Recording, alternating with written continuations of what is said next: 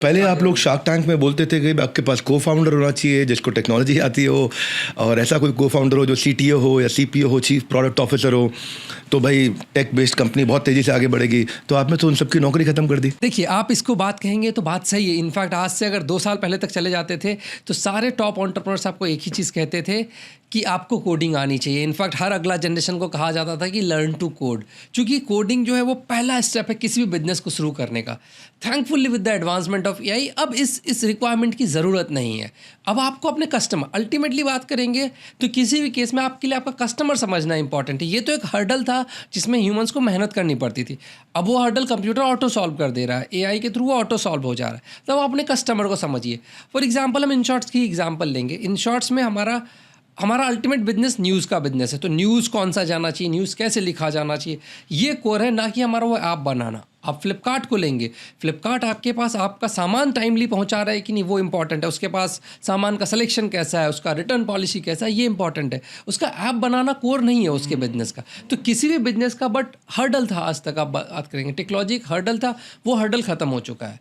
तो मैं बोलूँगा ये तो एक काफ़ी बड़े सेक्शन को एंटरप्रेन्योर्स बनने के लिए अब कहीं ना कहीं प्रोत्साहित करेगा, क्योंकि वो हर्डल अब सबके लिए ख़त्म हो चुका है। देखो, कोई शक की बात नहीं है कि फर्नाडो एआई प्रॉब्लम सॉल्व करेगा, मज़ा आएगा बहुत। और स्टार्टअप और स्मॉल बिजनेसेस आपके लिए बहुत प्रॉब्लम सॉल्व कर सकता है। पर एक फोर्ब्स की रिपोर्ट है, वो रिपोर्ट कहती है कि एआई जो है ना, मिलेनियल्स के करियर को रिस्क पे डाल रहा है। रघुराम राजन कहते हैं कि एआई जो है वो स्किल्ड और अनस्किल्ड दोनों जॉब्स को खा जाएगा। इनफैक्ट मैकेंजी की एक रिपोर्ट है, अब ये बड़ी हैरान कर देने वाली बात है।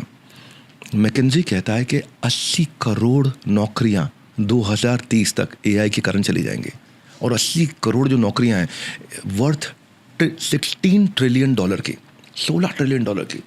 मतलब आप समझ लो, आप चाइना की जीडीपी खाने वाले हो। $18 ट्रिलियन की चाइना की जीडीपी है। तो अगर ये इतना खतरनाक हो सकता है तो फर्नाडो एआई के बाद तो कंपनीज को कोडर प्रोग्रामर्स को हायर करने की जरूरत नहीं पड़ने वाली।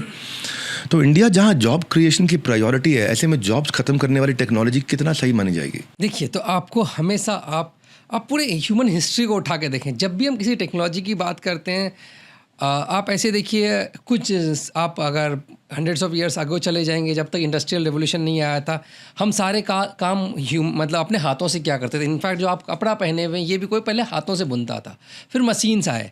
तो हम एक तरीका ये देख सकते हैं कि यार कि उन लोगों की जॉब चली गई, लेकिन मशीन्स आए तो हमारा कपड़े का प्रोडक्शन बेटर हुआ, ज़्यादा लोग सस्ते में कपड़े पहनने लगे, एक मासेस को बेनिफिट हुआ।